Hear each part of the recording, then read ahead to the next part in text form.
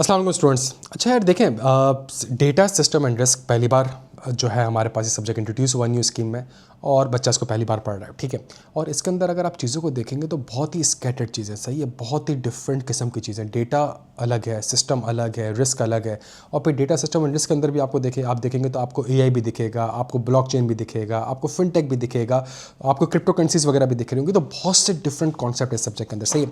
और सबसे बड़ा मसला क्या हो रहा है? सबसे बड़ा मसला ये हो रहा है कि यार इस सब्जेक्ट को किसी तरीके से हम रिवाइज़ कर लें, रिवाइज़ करके हमें पता हो कि यार जब हम उसको रिवाइज़ कर लें तो चीज़ें हमें रिटेन भी हो जाए, प्लस अगर कोई अच्छा सिनेरियो बेस्ड क्वेश्चन आता है तो हम फ़ौरन से पिक भी कर सकें और उसको लिख भी सकें, और अगर इवन थ्योरी बेस्ड क्वेश्चन भी आता है तो चीज़ें हम आराम से उसको एड्रेस कर सकें, सही है। इसके लिए यार ये मैं आपसे आधा से पौना घंटे का एक सेशन आपके साथ रख रहा हूँ, जिसके अंदर पूरे डेटा सिस्टम एंड रिस्क को मैं आपको ए से लेकर जेड तक जो है वो पूरा रिवाइज़ करा दूंगा डेटा को। तो आज का हमारा जो टारगेट है वो डेटा का है, जिसमें हम चैप्टर 1 से लेकर चैप्टर 6 तक इंशाल्लाह आधे से पौने घंटे में कवर कर लेंगे। मैं एक केस स्टडी आपके सामने रखूंगा और उस एक केस स्टडी के अंदर मैं पूरा चैप्टर 1 से लेकर चैप्टर 6 तक आपको कनेक्ट करवा दूंगा। क्लास के एंड में, सेशन के एंड में आपको ये समझ में आ जाएगा कि यार सर ये एक दो चीज़ें ही हैं जो बार बार डिफरेंट नाम से आ रही है, सही है। और आपके लिए इतनी आसानी हो जाएगी आज की क्लास में इंशाल्लाह कि वो जो बच्चे को एक कनेक्शन समझने की कोशिश कर रहा होता है, बच्चा लिंकिंग समझने की कोशिश कर रहा होता है, बच्चा लॉजिक समझने की कोशिश कर रहा होता है, बच्चा स्ट्रक्चर को समझने की कोशिश कर रहा होता है, ये ए टू जेड सारी की सारी चीज़ें आज क्लियर हो जाएंगी। आधा से पौना घंटा आपने बहुत अटेंटिव सुनना है। जैसे ही हम क्लास के एंड में जाएंगे सारे के सारे डॉट्स आपके पास आपस में कनेक्ट हो जाएंगे और मैं एक सिंपल एक केस स्टडी से पूरे इस 6 चैप्टर को, पूरे इस ग्रिड को आपके साथ कवर करूंगा। देखिए तो बच्चों, आज की हमारे पास जो केस स्टडी है वो उबर और करीम की है, और जो मैं उबर और करीम की जो केस स्टडी आपके सामने रखूंगा उसमें मैं आपको सारी की सारी चीज़ें कनेक्ट करवाऊंगा, सही है। देखिए उबर और करीम के ऑपरेशन हम सबको पता है। तो यार उबर के पास जो है ना, थोड़ा सा आप समझने की कोशिश करिएगा। उबर के पास जो हमारे पास, उबर के पास और करीम के पास जो है काफ़ी डेटा होता है। उबर के पास जो है वो कैप्टन साहब का भी डेटा होता है। कैप्टन साहब वो जो गाड़ी चला रहे हैं, सही है। तो जो कैप्टन साहब होंगे वो उनका भी डेटा होगा, उनका मोबाइल नंबर भी होगा, उनका व्हीकल नंबर भी होगा, उनका लाइसेंस नंबर भी होगा। इसी तरीके से जो राइडर है, जो ट्रिप ले रहा है, उसका भी डेटा होगा, सही है। वो मेल है कि फ़ीमेल है, उसका मोबाइल नंबर क्या है, उसकी लोकेशन क्या है, उसको कहाँ जाना है, कहाँ पे उतरना है, सारे का सारे डेटा उसके पास ही उसका मौजूद होगा। फिर उसके पास जो उसके पास और डेटा मौजूद होगा वो ये होगा कि जी फॉर एग्ज़ाम्पल जो उन्होंने सर्विस ली होगी गूगल के साथ कि जी कौन से एरिया में कहाँ पे कितना ट्रैफिक आ रहा है, सही है। इस वक्त हमारे ड्राइवर की लोकेशन क्या है, कहाँ कहाँ पे हमारे ड्राइवर मौजूद हैं, फारिग बैठे हुए हैं कि ऑक्यूपाइड हैं, कहाँ कहाँ पे ड्राइवर है, कहाँ से हमारे पास सबसे ज़्यादा डिमांड आ रही है, वहाँ पे सप्लाई है या नहीं, ये सारी की सारी चीज़ें भी उनके पास मौजूद होंगी। अगर इन सारी चीज़ों को मैं गौर से देखूँ, अच्छा फिर उसके बाद उनके कुछ फेसबुक वगैरह पे पेज होंगे, कुछ उनके ट्विटर पे पेज होंगे, और वहाँ पे कुछ इंस्टा पे पेज होंगे, और वहाँ पे भी उनके पास किसी किस्म का कस्टमर का कोई ना कोई फीडबैक वगैरह आ रहा होगा। जो करीम की उबर की एप्लीकेशंस होगी वहाँ पे भी लोगों के रिव्यूज़ वगैरह आ रहे होंगे हमारे पास, सही है। तो हमारे पास एक बेतहाशा डेटा मौजूद होगा। इन सारी एग्जाम्पल को सामने रखेगा, इन सारी चीज़ों को सामने समझने की कोशिश करिएगा। अगर आप देखें तो ये हमारे पास चैप्टर 1 है, सही है। चैप्टर 1 के अंदर हमारे पास जो डेटा होता है वो या तो क्वालिटेटिव होगा या क्वांटिटेटिव होगा, सही है। क्वालिटेटिव डेटा का मतलब ये है कि जी जो फॉर एग्जांपल कस्टमर आपका मेल है या फीमेल, उसका मोबाइल नंबर क्या है, उसने कहाँ से जाना है, कहाँ पे उतरना है, ये सारा का सारा डेटा आपका एक नॉमिनल डेटा होगा। ये एक ऐसे डेटा है जिसका कोई ऑर्डर नहीं है। आप मेल को फीमेल से पहले नहीं रख सकते, फीमेल को मेल से पहले नहीं रख सकते, यूफोन का नंबर जैस से पहले नहीं रख सकते, जैस का नंबर यूफोन से पहले नहीं रख सकते। तो ये सारा का सारा डेटा होगा।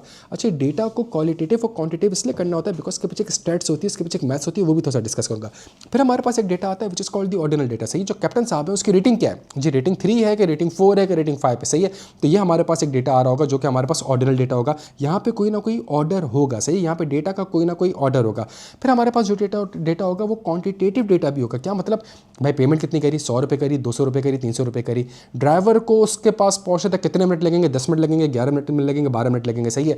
और वहाँ से लेके इसको फॉर एग्जांपल नॉर्थ कराची से डीएचए जाना है, तो नॉर्थ कराची से डीएचए का सफ़र जो है वो 20 किलोमीटर का है, और नॉर्थ कराची से डीएचए के सफ़र में जो हमारे चार्जेस लगेंगे वो 1200 रुपये लगेंगे, सही है। तो इसका मतलब है कुछ मेरे पास क्वालिटेटिव डेटा भी आएगा जो कि एक डिस्क्रीट डेटा होगा, काउंटेबल होगा, होल नंबर होगा। For example number of rights, ये मेरे पास काउंटेबल और होल नंबर डेटा होगा, सही है। और एक डेटा मेरे पास होगा continuous data which is measurable and can take the decimal, सही। और यहाँ पे डेटा जो आपके पास है वो डेसिमल्स में भी आ सकता है, 9.3 किलोमीटर, 9.5 किलोमीटर, 9.6 किलोमीटर, सही है। अच्छा, ये जो मेरे पास सारा का सारा डेटा है, तो मुझे ये समझ में आ गया कि क्वालिटेटिव है, क्वांटिटेटिव है।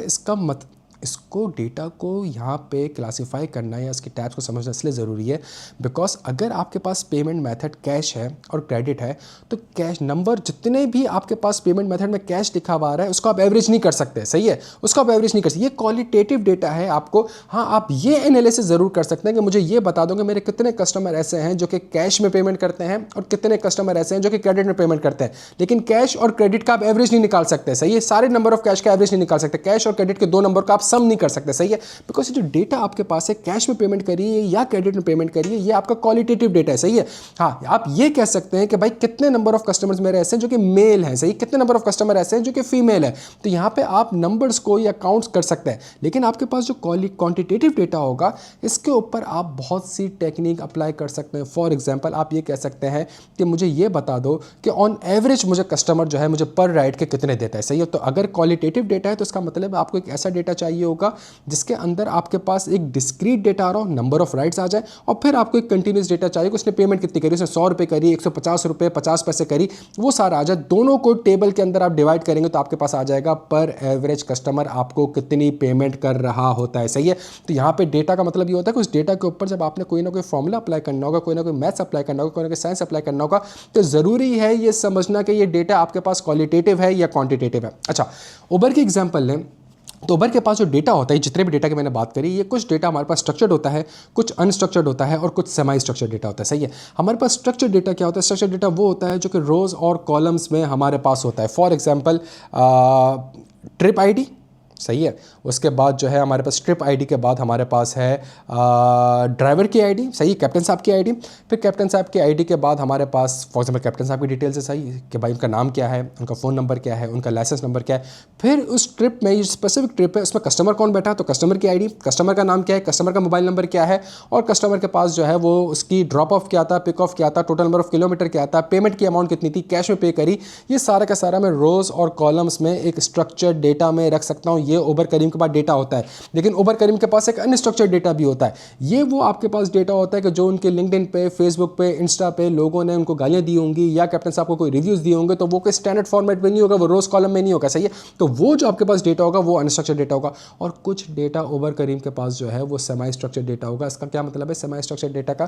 कि जी फॉर एग्जाम्पल मेरी इस क्लास के स्टार्ट में एग्जाम्पल को याद रखिएगा कि उबर करीम जो है वो गूगल मैप से लाइव डेटा ले रहा होता है, सही है। गूगल मैप से लाइव डेटा ले रहा होता है तो वो ये देख रहा होता है या वो लाइव डेटा ले रहा होता है कि जी कस्टमर हमारा इस वक्त कहाँ पे ज़्यादा है, डिमांड इस वक्त कहाँ पे ज़्यादा है, इस वक्त वेदर की फोरकास्ट कंडीशंस क्या है, इस वक्त ट्रैफिक की कंडीशंस क्या है, क्या इस वक्त कहीं ऐसे जगह हैं जहाँ पे रोड्स वगैरह या कंस्ट्रक्शन वगैरह चल रही हो, इस वक्त हमारा ड्राइवर कहाँ बैठा हुआ है, सही है, इस वक्त हमारा कैप्टन साहब कहाँ बैठे हुए हैं। तो ये जितना भी डेटा है ये लाइव डेटा उसके पास आ रहा है, सही है। कि फॉर एग्जाम्पल एक कस्टमर ने, एक कैप्टन साहब जो है वो इस वक्त इसकी लोकेशन नॉर्थ कराची आ रही है, थोड़ी देर बाद DHA में आ रही है, थोड़ी देर बाद नॉर्थ अहमदाबाद में आ रही है, थोड़ी देर बाद हरसिंगार में आ रही है।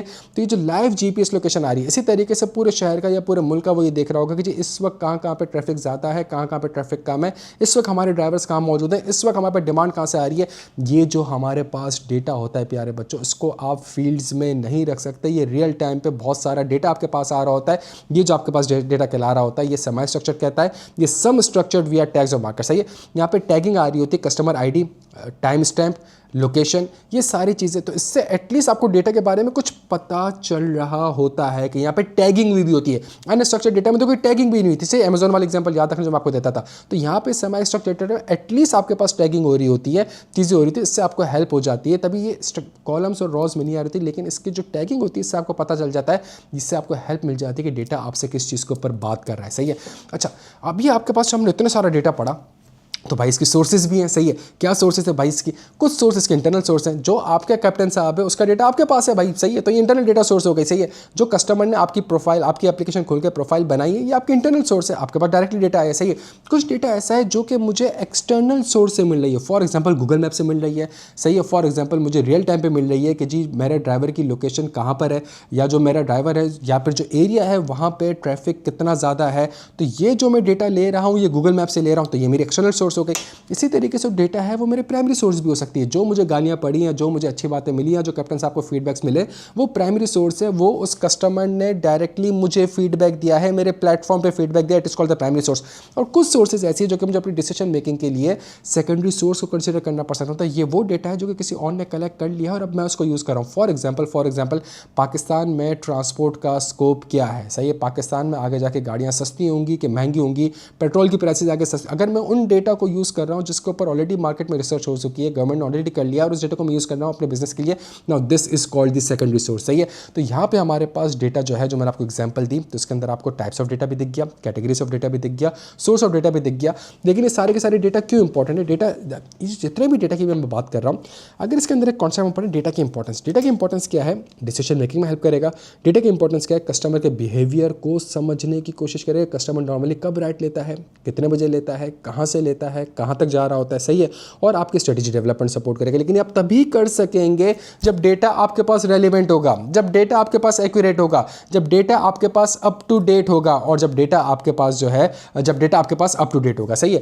लेकिन जब चूंकि डेटा आपके पास इतना ज़्यादा आ गया तो इसके ऊपर एक एथिकल कंसिडरेशन भी हो सकती है, सही है। उबर के ऊपर हैक हुआ था और डेटा सारा का सारा लीक हुआ। तो उबर के पास जो डेटा है, तो उबर ने उस डेटा की प्राइवेसी को इंश्योर करना है। अगर एक कस्टमर की आईडी आ रही है, उस कस्टमर का मोबाइल नंबर आ रहा है, उस कस्टमर कहाँ कहाँ जा रहा है, कहाँ से आ रहा है, कहाँ से जा रहा है, उन सारे डेटा की आपने प्राइवेसी इंश्योर करनी है। अगर वो डेटा आप यूज़ कर रहे हैं कि नॉर्मली कस्टमर कहाँ से आता है, कहाँ जाता है, उसके ऊपर एनालिटिक्स अप्लाई करते हैं और उसको अपनी स्ट्रेटेजी डिसीजन मेकिंग के लिए यूज़ कर सकता है, तो ये आपने ट्रांसपेरेंट रहना है और आपने यूज़र को इन्फॉर्म करना है कि जी आपका जो डेटा होगा इससे हम ये काम करेंगे, सही है। इसके बाद वो जो डेटा आप ले रहे हैं, अब आपकी जिम्मेदारी है कि आपने उसकी सिक्योरिटी का भी ख्याल रखना है। सिक्योरिटी से याद आ रहा है, आगे जाके सारे रिस्क के चैप्टर्स है, सही है।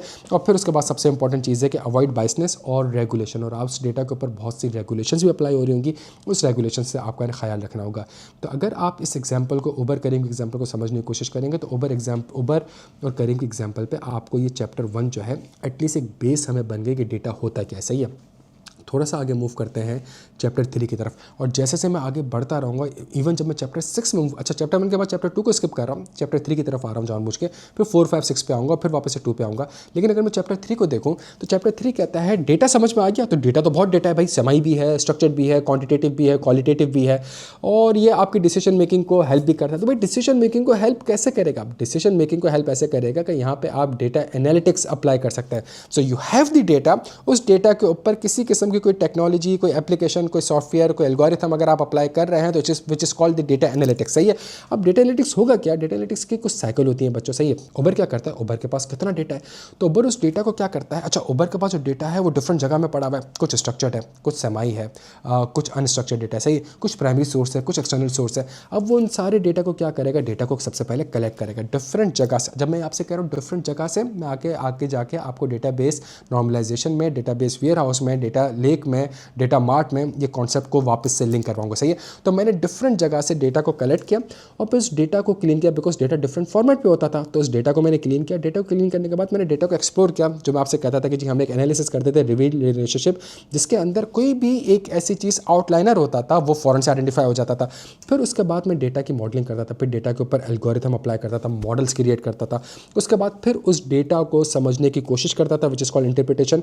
फिर उस डेटा के बाद जो है मैं उस डेटा के बेसिस पे डिसीजन मेकिंग कर रहा होता था और फिर उसको कंटिन्यूस बेसिस पे मॉनिटरिंग कर रहा होता था। तो उबर करीम जो हो गई, वो डेटा को कलेक्ट करता है अपने डिफरेंट डेटा बेस से, डिफरेंट डेटा वेयर हाउस से, डिफरेंट सोर्सेज से। कलेक्ट करने के बाद उस सारे डेटा को क्लीन करता है, बिकॉज डेटा डिफरेंट फॉर्मेट पे होता है, सही है। और जब डेटा डिफरेंट फॉर्मेट पे है तो उस डेटा को वो क्लीन कर रहा है। फिर उसके बाद डेटा को एक्सप्लोर कर रहा है कि जी फॉर एग्जांपल मेरे पास सारा डेटा आ गया और वो डेटा मिलियंस और ट्रिलियंस का होगा, तो उसमें से मैं एक एक करके तो चेक नहीं करूँगा यार कि कोई डेटा एनोमली तो नहीं है, कोई डेटा गलत तो नहीं है। तो मैं करूँगा क्या? मैं कहूँगा जितनी भी डेटा में हमारे पास प्राइस आ रही है ना, उस प्राइस को एक ग्राफ के अंदर प्लॉट कर दो, सही है। तो सारे मिलते जुलते पॉइंट्स को ग्राफ कर दो, तो वो सारे मिलते जुलते प्राइस को प्लॉट कर देगा। प्लॉट करने के बाद कोई ऐसी प्राइस 50,000 रुपये की आ रही होगी, जब 50,000 रुपये की आ रही होगी तो वो फ़ौरन से उस पॉइंट को, स्पेसिफिक उस पॉइंट को बिल्कुल अलग से दिखा रहा होगा। आप कहोगे यार इसमें थोड़ा सा मसला है, इस डेटा मसला से 50,000 रुपये का किराया कैसे हो सकता है? कौन बंदा ऐसा होगा जो कि करीम या उबर यूज़ करके 50,000 रुपये दे रहा होगा किसी राइड के ऊपर? तो ये डेटा मुझे गलत लग रहा है। तो डेटा एक्सप्लोरेशन आपको थोड़ा सा इस पर हेल्प कर देती है। जब आपको भी डेटा आ जाता है तो फिर आप कोई मॉडल क्रिएट करने लगते हो, सही। आप उसके अंदर बहुत सी थ्योरी अप्लाई करते हो, बहुत सी स्टैट्स और टेक्निक्स अप्लाई करते हो। हमने पढ़ा था कुछ रिग्रेशन एनालिसिस, हमने पढ़ा था क्लासिफिकेशन, हमने कहा था भाई जो सारा डेटा है मुझे बताओ यार, ये सारे डेटा से पहले मुझे ये एनालिसिस करके बता दो कि इसमें से कौन से ऐसे कस्टमर हैं जो सबसे ज़्यादा पिकअप कहाँ से करते हैं और ड्रॉप कहाँ पे हो रहे होते हैं, मुझे ये एनालिसिस करके बता दो।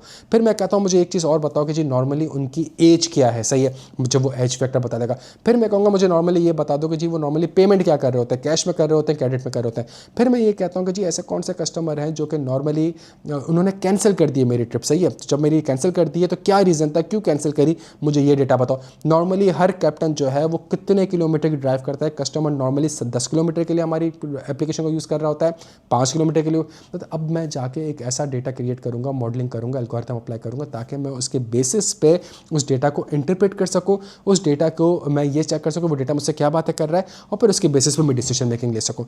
जब मैंने ये काम भी कर लिया तो हमारे पास एक चीज़ आ रही है डेटा मॉडलिंग, सही है। और जब डेटा मॉडलिंग के अंदर मैं बिल्ड्स मॉडल एंड एल्गोरिथम करता हूँ तो ये मेरी एक स्टेज है एनालिटिक्स की।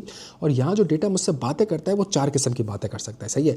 या तो डेटा मुझे बताएगा भाई क्या हुआ था, व्हाट हैपेंड, सही है, क्यों आपकी सेल्स कम हुई, क्यों आपकी सेल्स बढ़ी, क्यों नॉर्थ कराची में सेल्स कम हुई, क्यों डिफेंस में आपकी सेल्स ज़्यादा हुई, सही है। ये डिस्क्रिप्टिव एनालिटिक्स आपको बताएगा कि जी एक्चुअल में क्या हुआ था। डायग्नोस्टिक एनालिटिक्स उबर को ये बताएगा कि जी ऐसा हुआ क्यों, ऐसा क्यों हुआ, ऐसा इसलिए हुआ बिकॉज वहाँ पे नॉर्मली आपका ड्राइवर जो है वो लेट पहुँचा था। आपकी एप्लीकेशन 6 मिनट दिखा रही थी लेकिन ड्राइवर जो है वो 10 मिनट बाद पहुँचा, सही है। चूँकि ड्राइवर 10 मिनट बाद पहुँचा तो इसलिए यहाँ पे आपकी जो सेल्स हैं वो ओवरऑल कम हो चुकी है और आपके कॉम्पिटिटर के बाद वो शिफ्ट हो चुके हैं। ऐसा क्यों हुआ, मेरी सेल्स क्यों कम हुई, ये रीज़न थी। फिर भी आप वो कहेगा प्रेडिक्ट, अगर ऐसा ही चलता रहा, ऐसा ही चलता रहा तो आगे जाके आपके नंबर्स कुछ इस तरीके से होंगे। और फिर आखिरी में प्रेडिक्टिव एनालिसिस, आपको क्या करना चाहिए, आपको मार्केटिंग करनी चाहिए, आपको अपने कैप्टन की रेटिंग को एसेस करना चाहिए, उसकी काउंसलिंग करनी चाहिए, आपने इस चीज़ के ऊपर कस्टमर से कंटिन्यूस बेसिस पे फीडबैक लेने चाहिए। अगर किसी कस्टमर का फीडबैक ख़राब आता है तो आपको उसको रीपेमेंट कर देनी चाहिए। तो ये सारी की सारी चीज़ें, आपने टोकन और वाउचर्स इस तरह की चीज़ें इशू करनी है, आपने ये सारा काम कर लिया। तो ये डेटा एनालिटिक्स समझ में तो बड़ा अच्छा आता है, चीज़ें तो अच्छी है, लेकिन मसला क्या है, मसला ये कि जी इसके कुछ फ़ायदे हैं। फ़ायदे क्या है, डिसीजन मेकिंग इंप्रूव होगी, एफिशिएंसी इंप्रूव होगी और आपको एक कॉम्पिटिटिव एडवांटेज मिल जाएगा। लेकिन इसका चैलेंज ये है डेटा की क्वालिटी। क्यों चैलेंज है मेरे बच्चों, डेटा की क्वालिटी इसलिए चैलेंज है बिकॉज डेटा डिफरेंट जगह पे पड़ा हुआ है। दूसरी चीज़ स्किल गैप, सही है, इस डेटा के ऊपर डेटा साइंटिस्ट की ज़रूरत है, इस डेटा के ऊपर जो है डेटा एनालिटिक्स की ज़रूरत है, इसका एक स्किल गैप है। तीसरी चीज़ एथिकल एंड प्राइवेसी, चैप्टर 1 से फॉरन से कनेक्ट कर रहा हूँ कि आपने ट्रांसपेरेंट होना है कि आप कस्टमर का डेटा किस पर्पज़ के लिए यूज़ कर रहे हो। अगर आपने नहीं करा हो तो इसका मतलब है आप अनएथिकली उसका डेटा यूज़ कर रहे हैं, सही है। तो यहाँ पर मैं हमारे पास डेटा एनालिटिक्स का कॉन्सेप्ट था विच इज़ चैप्टर 3। आगे जाके अगर मैं मूव करता हूँ आपके साथ चैप्टर 4 में, तो ये जो डेटा था इसकी डेटा की बहुत किस्में हो गई। फिर डेटा की किस्मों के बाद जो है वो डेटा के ऊपर हमने ये देख लिया कि इस डेटा के ऊपर एनालिटिक्स कैसे अप्लाई करना है, थोड़ा सा हमने चैप्टर 3 को देख लिया। अब सवाल ये है बिग डेटा, क्या उबर करीम में कोई बिग डेटा यूज़ होता है? सर उबर करीम में बहुत ट्रिलियंस ऑफ बाइट और पीटा बाइट्स का डेटा ऐसा है जो कि बिग डेटा है। सर कैसी बात कर रहे हैं यार, मतलब कितनी मिलियंस, 2 मिलियंस ट्रांजैक्शन हुई होंगी।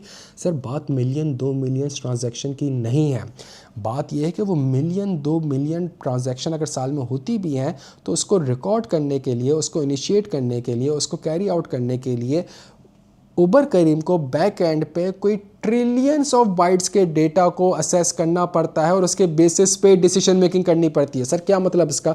सर आप यूँ समझें कि जी अगर एक कस्टमर जो है वो एप्लीकेशन खोलता है तो जैसे ही वो एप्लीकेशन खोलता है तो जीपीएस लोकेशन उसके पास होती है और जैसे जीपीएस लोकेशन होती है तो उबर करीम के पास फ़ौरन से आ जाता है कि जी कस्टमर ने इस टाइम पे लॉगिन करा है। अच्छा, लॉगिन कराए और उसके बाद उसकी लोकेशन इस वक्त यहाँ पे आ रही है। उसके बाद वो फ़ौरन से कहता है वेयर टू, आपको कहाँ जाना है? तो वो कहता है कि जी मुझे नॉर्थ कराची जाना है। तो जैसे ही वो नॉर्थ कराची लिखता है और आगे जैसे ही प्रेस का बटन दबाता है तो आप देखते हैं वो 5 सेकंड 10 सेकंड के लिए थोड़ा सा वो प्रोसेस कर रहा होता है। वो 5-10 सेकंड प्रोसेस करके आ रहा होता है। वो 5-10 सेकंड ये प्रोसेस कर रहा होता है कि इस 5-10 सेकंड के अंदर बेतहाशा डेटा उसके पास मौजूद होगा या आना चाहिए, तभी वो डिसीजन मेकिंग ले सकेगा। क्या मतलब? उसके पास अगर 10,000 कैप्टन है तो 10,000 कैप्टन इस वक्त कहाँ मौजूद हैं ये पता होना चाहिए। तो इसका मतलब डेटा कंटिन्यूस बेसिस पे आ रहा होगा। ऐसे नहीं कि सुबह का 9 बजे वो कहाँ था और शाम के 6 बजे का था, ऐसा नहीं हो सकता, सही है। डेटा उसमें से कौन से कस्टमर, कौन से कैप्टन साहब ऐसे हैं जो कि इस वक्त फारिग बैठे हुए हैं और कौन से कैप्टन साहब ऐसे हैं जो कि फारिग नहीं बैठे हुए, ये एनालिसिस करेगा।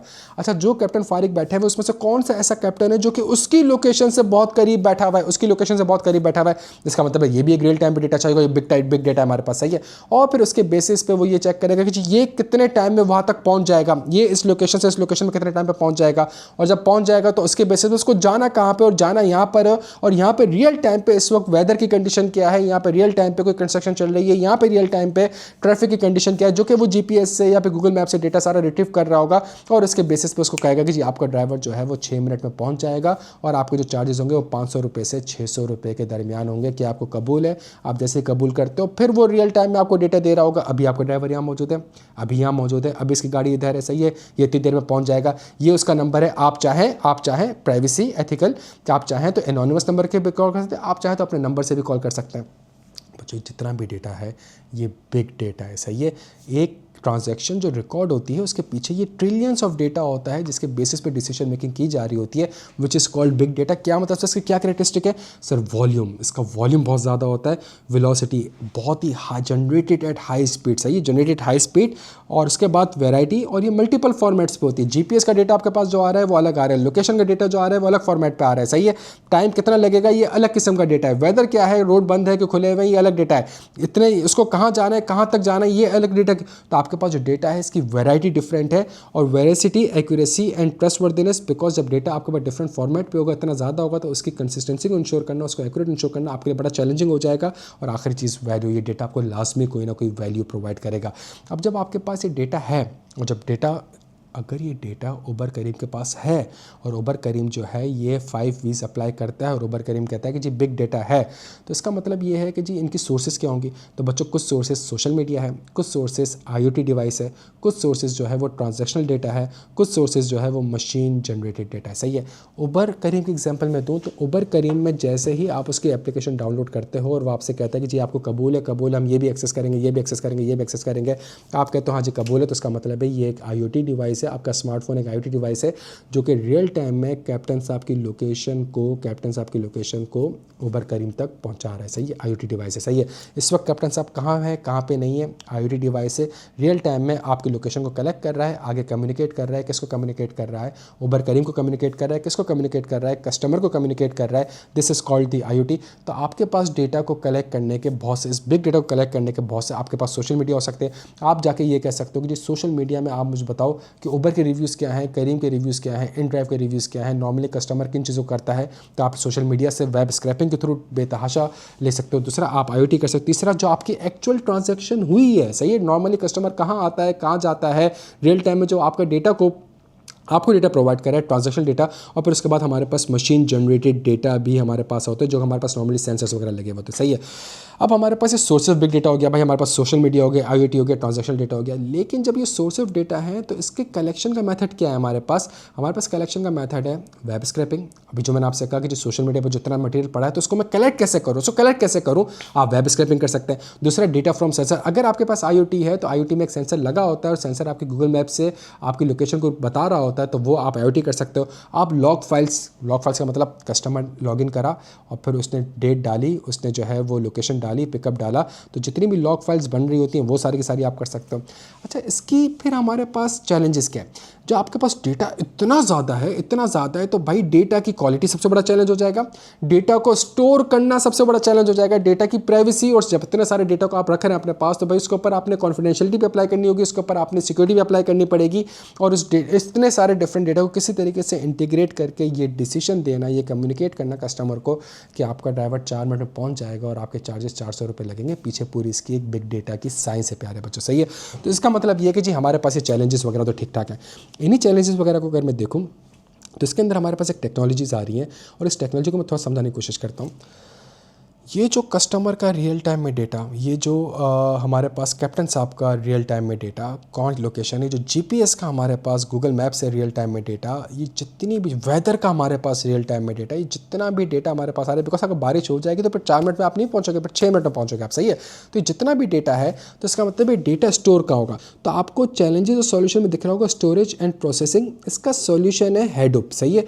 ये हेडूप क्या है? ये एक तरीके से आपका डेटा डेटा लेक है, सही है, समझे आप, ये आपका डेटा लेक है, इसके अंदर सारा का सारा डेटा है ना, सारा का सारा डेटा, जितना भी रॉ डेटा आपके पास है वो सारा का सारा आपने यहाँ पे डाल दिया, सही है। आगे जाके हम पढ़ेंगे डेटा लेक को कि जितना भी डेटा आपके पास है, चाहे स्ट्रक्चर्ड है, चाहे अनस्ट्रक्चर्ड है, चाहे सेमी स्ट्रक्चर्ड है, सारा का सारा आपने डेटा लेक में डाल दिया, सही है, आपने डेटा लेक में डाल दिया। अच्छा, जब डेटा लेक में आपने डेटा डाल दिया तो सर अभी जो आप कह रहे थे कि वो जो 5-10 सेकंड के लिए घूमता है, 5-10 सेकंड के लिए घूमता है, तो इसका मतलब है कि सर कोई ना कोई ऐसा टूल होगा, कोई ना कोई ऐसा सॉफ्टवेयर होगा जो कि उस डेटा को रिट्रीव करके उस डेटा के ऊपर कोई एनालिटिक्स अप्लाई करता होगा। Yes, that is called epic spark, सही है।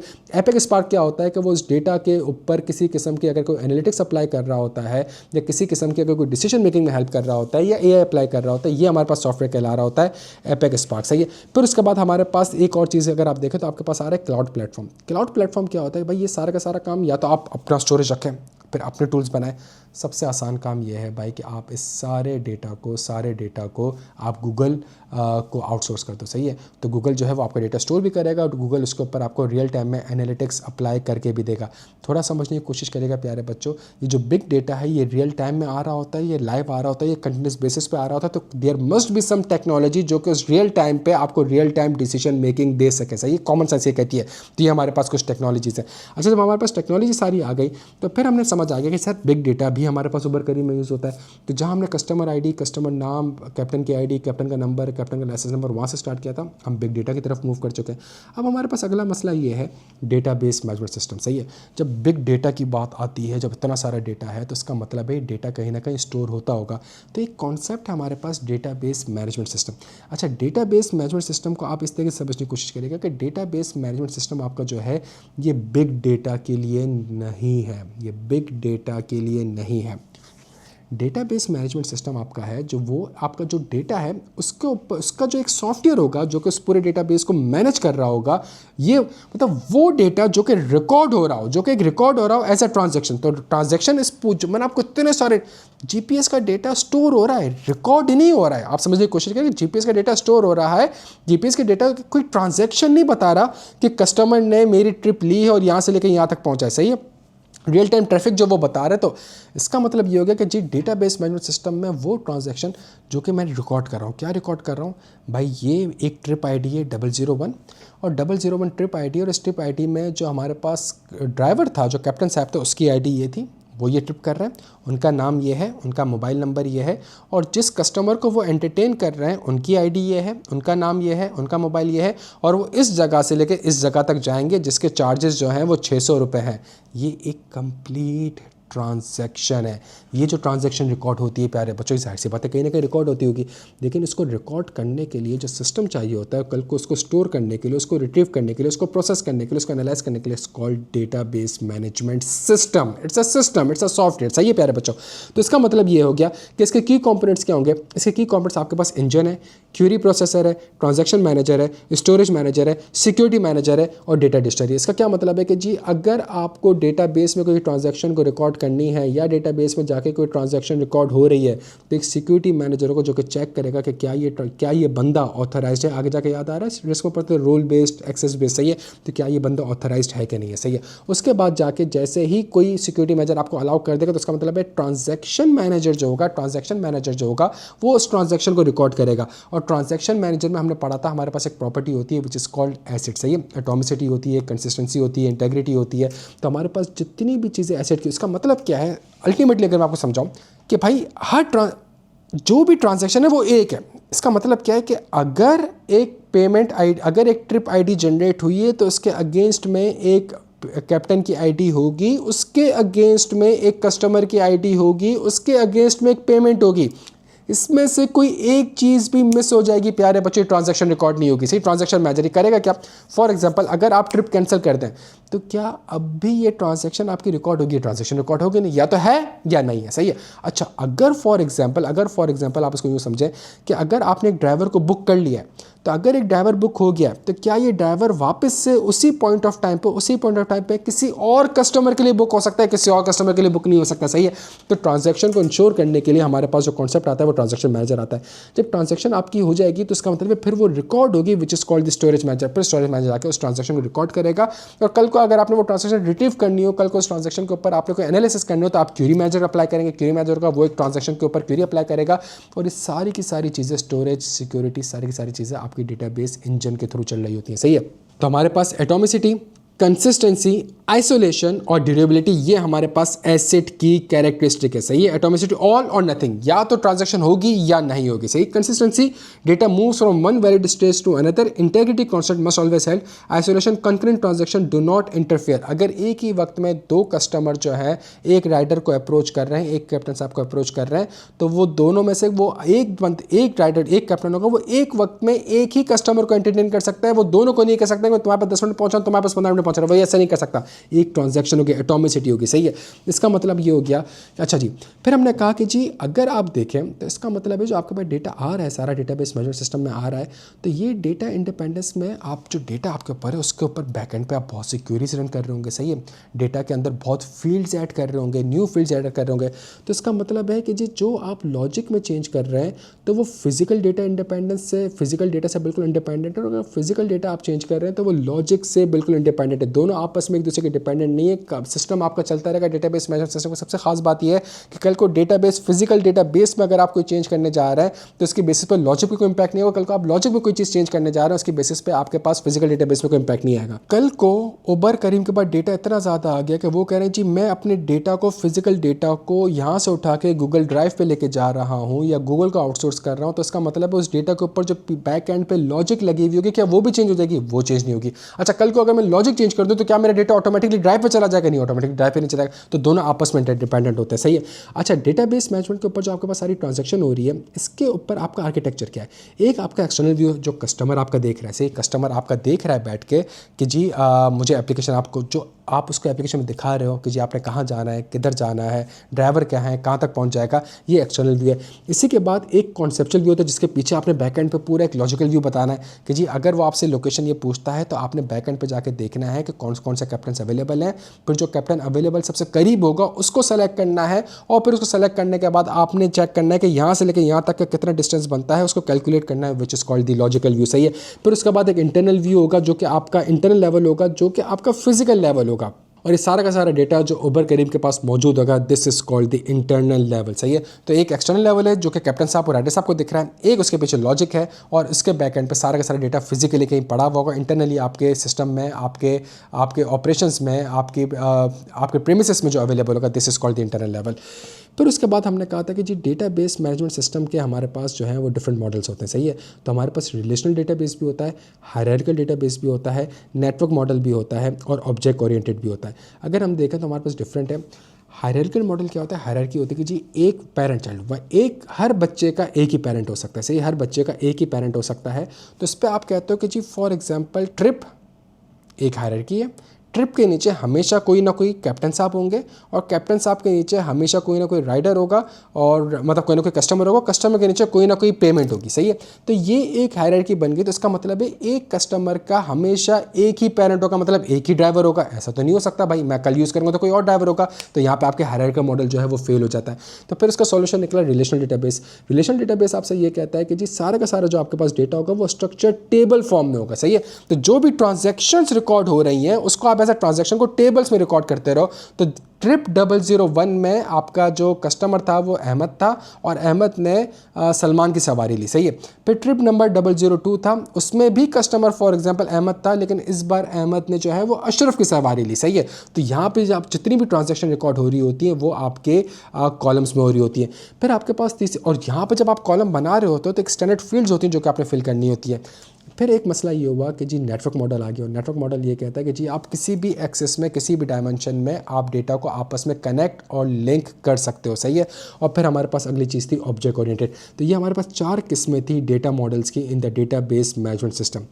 उसके बाद हमारे पास अगर हम देखें तो जब हमने डेटाबेस मैनेजमेंट सिस्टम पढ़ लिया, बच्चों मैं वापस आपसे कह दूँ कि अब तक हमने जितना डेटा पढ़ा था वो डेटा जो कि नॉर्मली आपका स्ट्रक्चर्ड डेटा होता है, वो डेटा जो कि एक्चुअल में ट्रांजैक्शन को रिकॉर्ड कर रहा होता है, वो डेटा सारा का सारा डेटाबेस में स्टोर होता है, और उसकी management is called the database management system.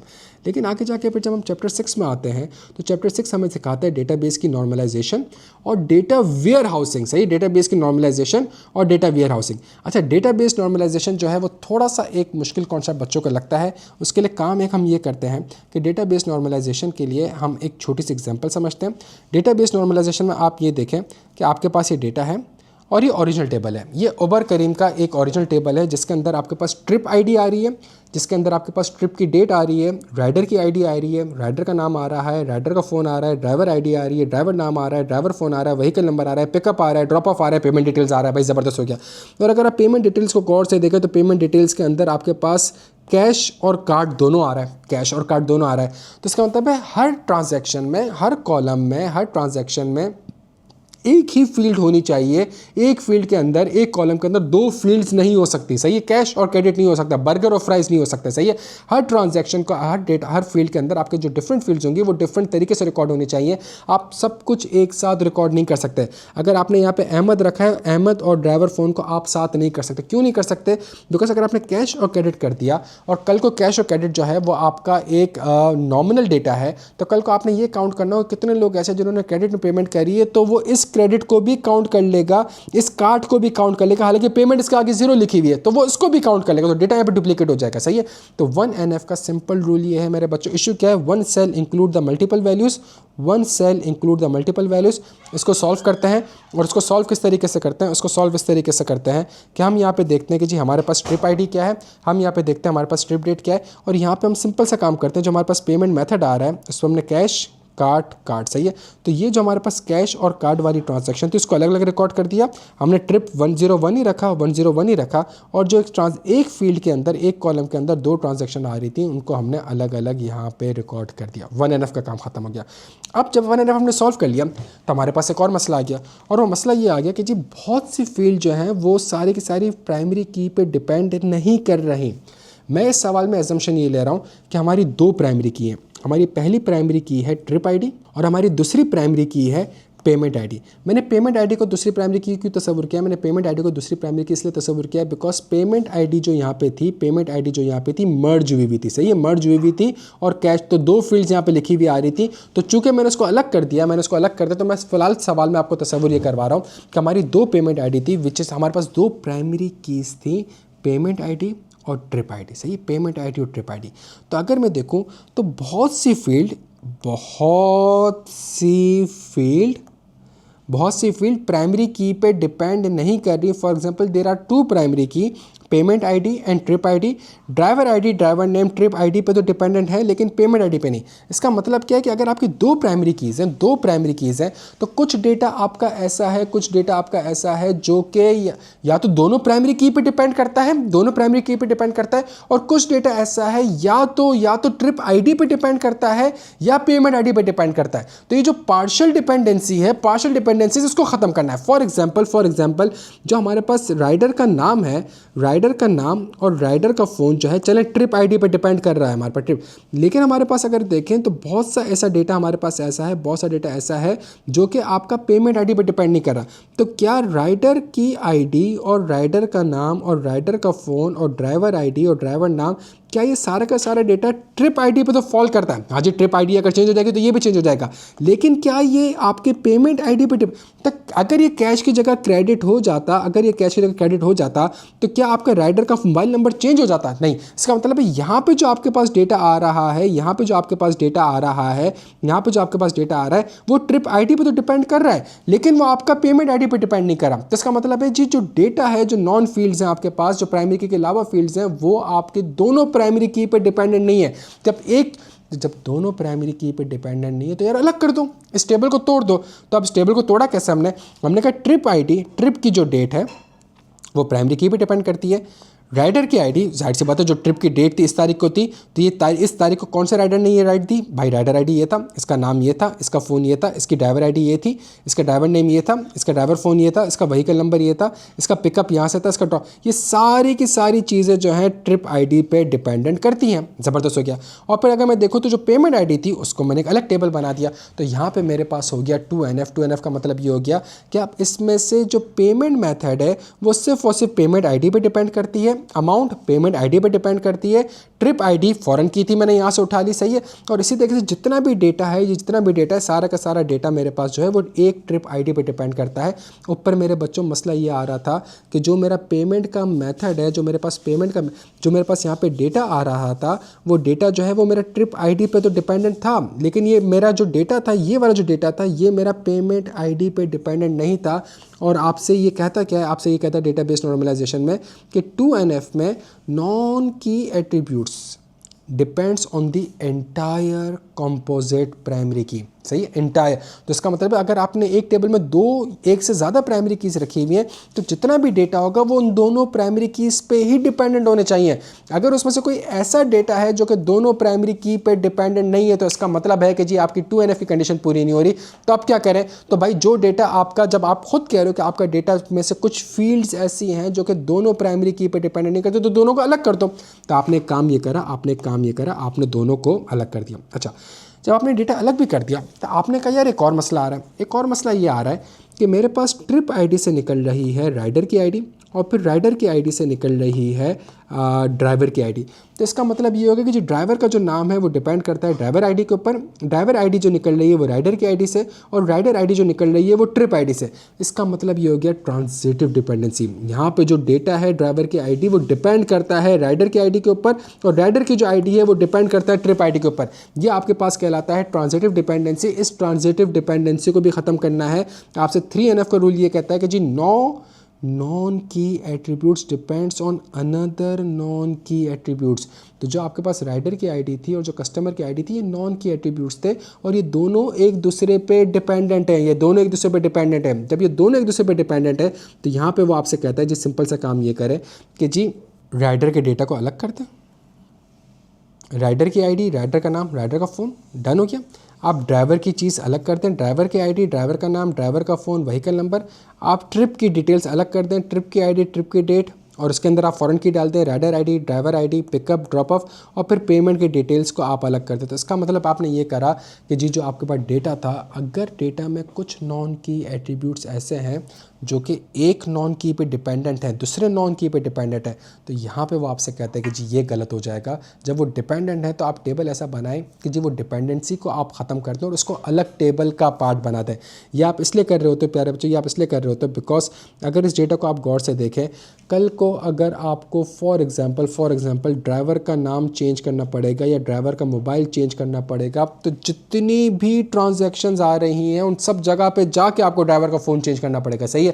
अभी क्या होगा, अभी आपने जाके सिर्फ और सिर्फ इस वाले टेबल को आपने चेंज कर दिया आपकी। तो मतलब है आपके पास ड्राइवर 100 होंगे लेकिन 100 ड्राइवर के पीछे ट्रांजैक्शन 1 मिलियन होंगी, सही। तो आपको 1 मिलियन ट्रांजैक्शन को चेंज करना पड़ेगा। इससे अच्छा ये है कि जी जो 100 ड्राइवर का टेबल बना हुआ है वहाँ पे जाके आप चेंज कर दो। क्यों?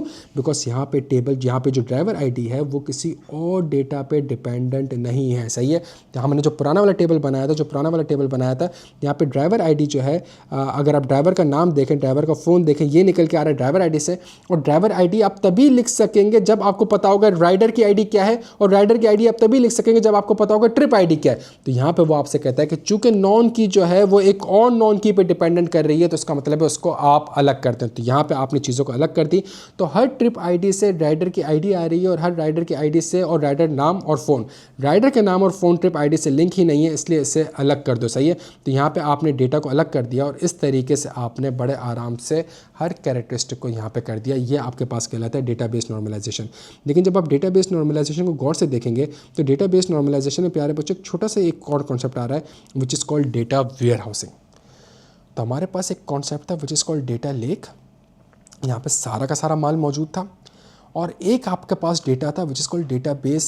वो भी डेटाबेस था लेकिन उसके ऊपर आपने डेटाबेस मैनेजमेंट सिस्टम अप्लाई किया था जहाँ पे ट्रांजैक्शंस रिकॉर्ड हो रही थी, सही है। तो you have database management system, you have data warehousing. जब दोनों चीज़ें आपके पास रिकॉर्ड है तो डेटा वेयर हाउसिंग के अंदर क्या, डेटा वेयर हाउसिंग के अंदर जितना भी आपका काम का डेटा है जिसके ऊपर आपने एनालिटिक्स अप्लाई करना है, this is called data warehousing. बच्चों समझने की कोशिश करिएगा, एक तरफ आपका डेटा लेके सारा का सारा कचरा आपने वहाँ पर जमा किया हुआ है, सही है।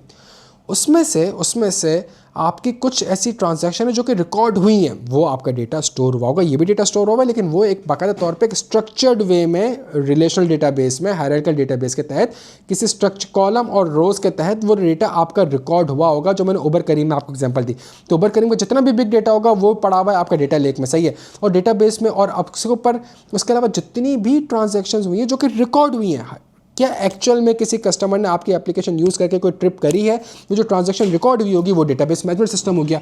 अब डेटाबेस मैनेजमेंट सिस्टम में से कुछ डेटा पड़ा हुआ है और बिग डेटा में कुछ डेटा पड़ा हुआ है। अगर उस डेटा में से जो काम का डेटा है जिसके ऊपर मैंने कुछ एनालिसिस परफॉर्म करना है, वो डेटा उठा के जब मैं लेकर आऊँगा, ये कहलाएगा डेटा वेयर हाउसिंग। वहाँ से मैं डेटा सारा का सारा उठा के लेके आ रहा हूँ डेटा वेयर हाउसिंग में, ताकि डेटा के ऊपर मैं किसी किस्म की कोई एनालिटिक्स क्यूरी जो है वो अप्लाई कर सकूँ। ये मेरे पास कहलाता है डेटा वेयर हाउसिंग।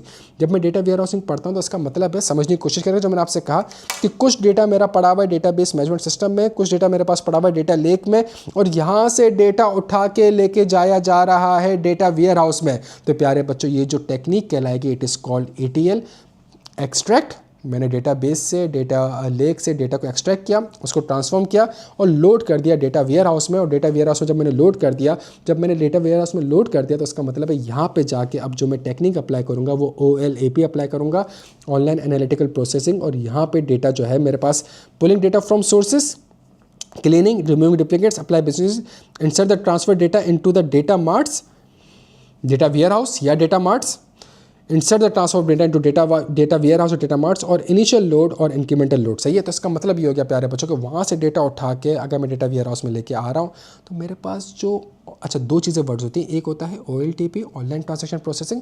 तो डेटाबेस मैनेजमेंट में आपके पास ट्रांजैक्शन रिकॉर्ड हो रही थी, याद है, ट्रिप हो गई, पेमेंट हो गई, तो ट्रांजैक्शन रिकॉर्ड हो रही है। तो ये जो ट्रांजैक्शन रिकॉर्ड हो रही है रियल टाइम में, this is called the OLTP। अब जब इस ट्रांजैक्शन को और जितना भी मेरे पास डेटा लेक में डेटा पड़ा हुआ है, उन सबको अगर मैं डेटाबेस वेयर हाउस में लेकर आऊँ ताकि इसके ऊपर कोई online OLAP, online analytical processing apply कर सकूँ, तो इसका मतलब है कि जी बच्चों थोड़ा गौर से समझने की कोशिश करें। ये जो मेरे पास, सुनिएगा मेरी बात को, जो मैंने डेटा एनालिटिक्स पढ़ा, OLAP, ये कहाँ अप्लाई हो रहा है? ये डेटाबेस वेयर हाउस में अप्लाई हो रहा है, सही है। और यहाँ जो मैंने आपसे बिग डेटा पढ़ाया, आपको ये जितना भी बिग डेटा पढ़ा हुआ था, ये डेटा सारा का सारा कहाँ पढ़ा हुआ था? ये डेटा लेक में पढ़ा हुआ था, सारा गंदा माल यहाँ पे आपका पढ़ा हुआ है, सही है। और ये जितनी भी ट्रांजैक्शन जो हमने पढ़ी थी कि जितना भी मेरे पास जो स्ट्रक्चर्ड डेटा होता है, ये सारा का सारा मेरा कहाँ रिकॉर्ड हुआ हुआ है? सारा का सारा रिकॉर्ड है मेरे पास डेटाबेस मैनेजमेंट सिस्टम के तहत, सारा का सारा डेटा यहाँ पे रिकॉर्ड हुआ हुआ है। तो ये हमारे पास अगला कॉन्सेप्ट कहलाता है, which is called data warehousing. और वेयर हाउसिंग में जब डेटा को आपने अपलोड करना है तो इसका मतलब है, और क्यों, ताकि उसके ऊपर आप एनालिटिकल प्रोसेसिंग अप्लाई कर सकें, तो ये जो टेक्नोलॉजी कहलाएगी, ये ETL कहलाएगी। अब इसको मैं देखूं बच्चों, तो ये डेटा जो है बड़े काम की चीज़ है, डेटा के ऊपर रिस्क भी बहुत है, डेटा के ऊपर काम की चीज़ है। तो बच्चों आखिरी काम ये कर लेते हैं कि हम डेटा गवर्नेंस कर लेते हैं। अगर डेटा की गवर्नेंस और मैनेजमेंट, हमेशा बिजनेस को मैनेज किया जा रहा था, इन्वेंट्री को मैनेज किया जा रहा था, ट्रेजरी को मैनेज किया जा रहा था, कैश फ्लोज को मैनेज किया जा रहा था, सही है, ऑपरेशंस को मैनेज किया जा रहा था, ह्यूमन को मैनेज किया जा रहा था, ह्यूमन रिसोर्सेज को मैनेज किया जा रहा था। कभी भी डेटा गवर्नेंस का पार्ट नहीं होता था, डेटा को मैनेज नहीं किया जाता था। 10, 15, 20 साल पहले इनको रियलाइज़ हुआ कि जी डेटा तो असल एसेट है। तो जी इसके ऊपर फिर एक कॉन्सेप्ट है, what is data governance, level of data governance, strategic level, technical level, operational level, सही है। और फिर जब डेटा आपने इतना सारा जमा करा उबर करीम का, तो उसमें तो कुछ डेटा उनकी जेंडर है, कुछ डेटा उनका डेट ऑफ बर्थ है, कुछ डेटा उनका मोबाइल नंबर है। ये आपका कुछ डेटा ऐसा होगा जो कि सेंसिटिव डेटा होगा, कुछ डेटा ऐसा आपके पास। फिर डेटा मैनेजमेंट आपके पास आता है, स्टोरेज ऑप्शन। क्या मतलब भाई, इसको स्टोर कहाँ करना है? इसको डेटा वेयर हाउस में करना है, डेटा लेक में करना है, सही है, डेटाबेस मैनेजमेंट सिस्टम में करना है, या फिर क्लाउड में पकड़ा देना है, सही, गूगल ड्राइव में पकड़ा देना है, सही है। इसमें हमारे पास कुछ इमर्जिंग ट्रेंड है, एज स्टोरेज है, ब्लॉकचेन है, डेटा लेक्स है, सही है, repositories for raw unstructured data, सही है। तो जितनी भी चीज़ें अगर आप देखें तो यहाँ पे हमारे पास आती है डेटा गवर्नेंस के ऊपर। तो बच्चों अगर मैं समराइज़ करूँ अगेन, अगर आप देखें तो हमने मुश्किल से 40 से 50 मिनट पढ़ा, और चैप्टर 1 से लेकर चैप्टर 6 तक मैंने एक उबर की एग्जांपल के साथ आपको पूरा फ्लो समझाया होगा। पूरे फ्लो को समझने की कोशिश करें, तो चैप्टर 1 में आपके पास जो ये अनस्ट्रक्चर्ड डेटा आ रहा है, चैप्टर 2 में आपका ये लिंक हो रहा है इमर्जिंग ट्रेंड में डेटा लेक्स में। अब मुझे समझ में आता है कि डेटा लेक्स है क्या, सही है। अब डेटा लेक में जो डेटा पड़ा हुआ है वो पड़ा ही रहेगा नहीं सर, वो उठ के जाएगा। और चैप्टर 3 में हम पढ़ते थे कि जी इंट्रोडक्शन टू डेटा एनालिटिक्स, तो जब मुझे डेटा एनालिटिक्स अप्लाई करना है तो डेटा के ऊपर करना पड़ेगा। तो डेटा लेक में पड़ा हुआ है। जब डेटा लेक में पड़ा हुआ है प्यारे बच्चों, तो उस डेटा लेक में जो डेटा पड़ा हुआ होगा तो उसको मुझे वहाँ से एक्सट्रैक्ट करना होगा, ट्रांसफॉर्म करना होगा, लोड करना होगा। कहाँ पे? डेटा वेयर हाउस में। क्यों? ताकि उसके ऊपर मैं ऑनलाइन एनालिटिकल प्रोसेसिंग अप्लाई कर सकूँ, जो मैंने आपको चैप्टर 3 में पढ़ाया था। मैंने पूरा लेक्चर जो आपको पढ़ाया एक एग्जाम्पल से पढ़ाया, सारी की सारी चीज़ें आपस में कनेक्ट हैं। चाहे वो डेटा एनालिटिक्स हो जो हम चैप्टर 3 में पढ़ते थे, चैप्टर 6 में पता चल रहा है कि वो किस तरीके से हो रही है, सही है। चैप्टर 2 में जो हम इमर्जिंग ट्रेंड में पढ़ रहे होते थे, data warehousing, data lake पढ़ रहे होते थे, अब हमें समझ आ रहा है कि जो बिग डेटा है वो स्टोर कहाँ पे हो रहा है। जब वो चीज़ें स्टोर हो रही हैं तब मुझे समझ में आ रहा है कि जो मेरे पास बिग डेटा होगा वो सेमी स्ट्रक्चर्ड भी हो सकता है, वन स्ट्रक्चर्ड भी हो सकता है, वो सेमी स्ट्रक्चर्ड भी हो सकता है। तो जब वो डेटा पड़ा होगा तो मुझे, चूँकि वो एक स्पेसिफिक फॉर्मेट में है नहीं, तो मुझे कुछ स्पेसिफिक में रख नहीं सकता, मुझे डेटा लेक में डालना पड़ेगा। वहाँ से डेटा उठा के मुझे एनालिसिस अप्लाई करने पड़ेंगे। तो ये मेरे पास जो टेक्नोलॉजी कहलाएगी वो ETL कहलाएगी। और ETL जब मैं कर लूँगा तो जब डेटा आ चुका है तब OLAP अप्लाई कर सकूँगा। तो डेटा किस तरीके से काम करता है, उबर करीम कैसे यूज़ कर सकता है, इस पूरी एग्जाम्पल को कनेक्ट करिएगा। और ये जो 6 चैप्टर हैं आपके लिए बड़े आसान हो जाएंगे जब आप इसको एक ही बार OLAP याद करते हैं, OLTP याद करते हैं, डेटा एनालिटिक्स याद करते हैं। अब वो जो हमारे पास टर्मिनोलॉजीज है हेडूप वगैरह की और स्कीमा एपैक की, उसको याद कर रहे होते हैं, लेकिन पता ही नहीं होता कि चीज़ें आपस में लिंक्ड है, सही है। तो डेटा है तो डेटा की टाइप्स पता होनी चाहिए, डेटा के ऊपर एनालिटिक्स आप कैसे करते हो, डेटा स्टोर कहाँ पे होता है, अगर स्ट्रक्चर अनस्ट्रक्चर्ड है तो वो लिंक हो रहा है कहीं ना कहीं से, वो लिंकिंग समझ में आ गई। डेटा डिफरेंट जगह में पड़ा हुआ है, उसको लेके आना है, उसको स्टोर करना है और उसके ऊपर एनालिटिक्स टूल अप्लाई करना है। ये सारी की सारी चीज़ें जो हमारे पास है, इसको अगर आप गौर से पढ़ेंगे, एक बार वापस से स्मार्ट हैंड आउट को रेफ़र करेंगे। मैंने हर एक लाइव क्लास के अंदर तो मैंने हर एक चीज़ के ऊपर बच्चों आपको मतलब डिफरेंट एग्जांपल दी थी ना, नेटफ्लिक्स की दी थी, बैंक की दी थी, बहुत से एग्जांपल्स वगैरह दी थी। लेकिन मैं कोशिश ये कर रहा हूँ कि मैं पूरे 6 चैप्टर को किसी तरीके से एक कॉम्प्रिहेंसिव एग्जांपल से, केस स्टडी से आपके सामने रख दूँ।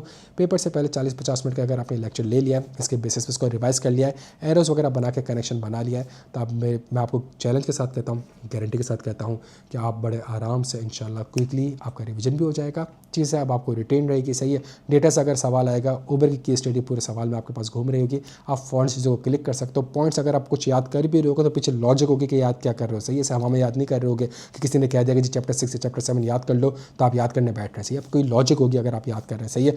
पेपर में कोई सिनेरियो बेस्ड क्वेश्चन आएगा, आपको समझ में आ जाएगा चीज़ें कैसे चल रही होती हैं और किस तरीके से केस स्टडी के थ्रू मैंने समझाई। अगली क्लास में इंशाल्लाह सिस्टम पढ़ाऊंगा, फिर उसके अगली क्लास में इंशाल्लाह रिस्क पढ़ाऊंगा। Thank you so much.